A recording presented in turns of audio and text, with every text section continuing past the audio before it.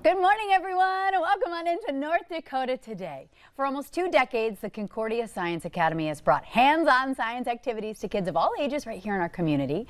The head of the Science Academy, Dr. Graham, and chemistry student Senior Cole are here to give us an overview of the Science Academy, and I think we're crushing up some beetles. Good morning, you two. Morning. Okay. And yes. Thanks for having us again. It's been a while, but it's good to be back. Are you kidding? I need the lab coat, I need the t-shirt, I'm ready to join the Science Academy. Tell us about the organization. Well, Science Academy is really just about getting kids excited about science. So for about 2 decades we've been going out. We go out to schools, we've worked with the libraries, community organisations like the Girls and Boys Club, the YMCA, and it's really about getting kids to do science because we want kids to be excited about science. We want to reduce science anxiety in kids, and we want to just kind of show that science is cool, and you can do really cool science with simple things. Today we brought something a wee bit more exotic in, but you can also do science with the stuff you find around. Anyone can do science. In fact, our motto is actually science is for everybody. Okay, we're excited. Of course they cut to like the close-up of you while my face looked insane. typical, but that's all right. We're all friends here. All right, tell us about what we're going to be doing, and I think I'm just following along, right? Yep. Okay. So the wee black speckles, and of course you ruined the surprise because I was going to ask you what they were, but it's all right. Well, they look like little rocks. They look like little rocks, like wee black rocks. And these are actually what's called cochineal beetles. So on the wonderful coat, what you see here on the sleeve is actually a cactus. Okay. Because in some of the countries in South America, these beetles basically, they hatch, they fly once, they land on the cactus, and they spend the rest of their life just sitting there. But one of the cool things about them is what comes out of them if you actually crush them up. Okay. So we're going to have you grab this. I'm going to take that one from you. And I'm going to give you some. I put some in a pestle and mortar earlier on. And we're going to have you actually grind some of these up. So I'll hold it. And if you want to grind them up, we're going to grind them up into a powder. And then I want you to tell our audience at home, do you actually see them? If you actually go round in circles like that, that's generally how we make them work. And it's red. Oh, it's red, yes. And that's because the red is a substance called carminic acid, which we abbreviate to Carmin, and which for the longest time was used for a colouring. And because it's natural, we also used it as a food colouring, so things like red velvet cake, things, Oh, and it gets worse because it might also be in a number of cosmetic brands as well. Carmin? Carmin. So C-A-R-M-I-N? E on the end sometimes, but Carmin is short for carminic acid. All right, so we're looking good on that. We have a nice red powder. Yep. So what we're going to do, and one of the things, Cole, we're going to add how much water? Just a wee bit of water. A wee bit of water, yeah. The one thing my students will remember is that term. So add a wee bit of water to yours, and then we're going to have our host add a wee bit of water to theirs. And then we're going to continue I hope I get the measurement right. Yes, it's a very precise measurement, a wee bit. Oh, we can add a wee bit more than that. That's a wee bit. There we go. Now let's grind it some more. Okay. And so what we're doing, if you want, you can also lift it up. Cole, you might need a touch more as well. Yep. What we can do is we can lift it up and actually show it to the camera now. So if you lift also the pestle at the head here, the audience at home can hopefully really see the red colour coming through on it. And that's the beauty of this material, is it's such a wonderful red colour that a little bit goes a long, long way. So what we're going to do with it now... Keep stirring? Yep, we're going to keep stirring, and we're going to add a wee bit more water to it, because of course everyone needs a wee bit more water. And then, because we do have some crunchy bits, and of course no one likes the crunchy bits, what we're going to do is I'm going to, hopefully the one thing I've learned in 30 years of doing science is to be able to pour without getting this all over your nice tablecloth, but we're going to pour it and leave some of the chunky bits behind. And when we do that, you can see that you have a very, very red coloured material. Yeah. So now you can really start to see the red colour coming through.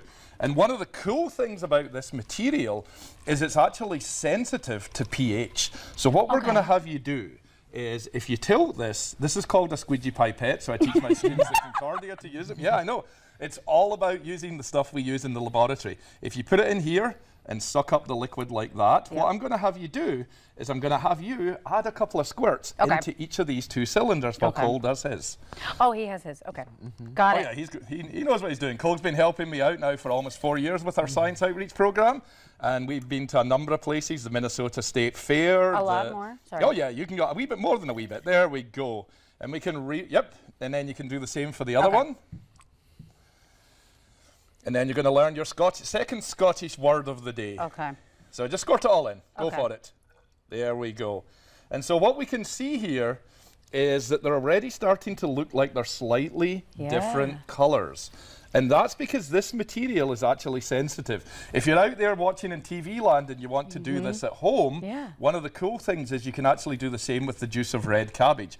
Now, Cole's got a bottle over there with the letter V, which stands for Cole. Vinegar. All right, I was going with very, it. very dangerous. And Cole's going to add a wee squirt of vinegar into his. And when he does that, you're going to notice that he sees a little bit, oh, you can add a bigger squirt than that. More than a wee bit, Cole. There we go. And while we're here, I'm adding ammonia into mine, and you can see that mine takes on a very, very different color as well. So when we mix these, all of a sudden, we start to see very, very different colors, and that's because it's pH sensitive. Just like the juice of red cabbage, we start to see we've got the red of the original. We have our purple here if it goes to an alkali, and then over there, if we have a wee bit of acid, it goes to basically being a lovely orange colour. And of course, when we go out with kids are like, can I take it home? And it's, so what we've got here, Cole, how can we take it home? So what we can use is this little chromatography paper here. And actually what we'll do is, so first we'll have you squirt a little bit as the same as we did to the test tubes. Of the plain? Yep, with the plain. Of the red, yep. Of the red, so fill it up. And then I'm going to have the glamorous job of wiping up any extra. Just squirt it right there on the paper. Just like that. And then what we'll do is we'll take a paper towel here. No, that's perfect. One of the great things is because we're working with stuff that's entirely natural and entirely safe, we get to go out, we get to do this with kids. We brought this into schools. I was doing this out in DGF last week when we visited the elementary school. So you can see there's a lovely red colour when we actually do that. Now what Cole's going to do is Cole is going to pass you his pipette, which he's used with the vinegar, and you're going to add a couple of drops into just one drop at two different places in here. And see if we can see a wee bit of a colour change. Just one drop, perfect. There's our first drop, and there's our second drop. And what we can see there, if you hold it up. This is incredible. Can you come back all the time? Yeah, anytime you ask us. And now what we're going to do is we're going to give you our ammonia, so I'll trade you that. And then you're going to add that at a slightly different piece. And what happens? There we go, there. And there. And what we can see, perfect.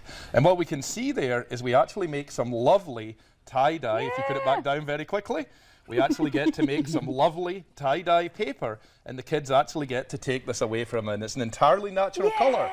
It's all based on Carmen, and it's basically something that kids love. So the kids, of course, are guessing that they're rocks. We tell them they're beetles, and then they get to see. Then it's 10 times cooler. 10 times cooler, and we get to see how nature makes this wonderful material. And of course, it's colourful because chemistry is always the best when you've got colour involved as well. So how do we get signed up for Science Academy? You guys have truly just had the most genuinely fun time. We are www.concordiascienceacademy.com. We're always looking for community partners to work with. Our goal is to basically bring science to everyone we can. So if you're out there, if you work with a community organisation, for teachers, we don't have any public events for the rest of the semester, I'm afraid, but we will be in places like Oak Grove Elementary. We're going to Robert Aspen Moorhead and Probesfield, and we'll be looking for things for next year. And this summer as well, or rather next summer, we'll also be looking for people to work with as well. You can see us in different places. I love this. Thank you. We have to get out of here, but thank you so much. Seriously, thank you. Thanks for having us. Yes, of course. All right, stick around, everybody. More North Dakota Today coming up.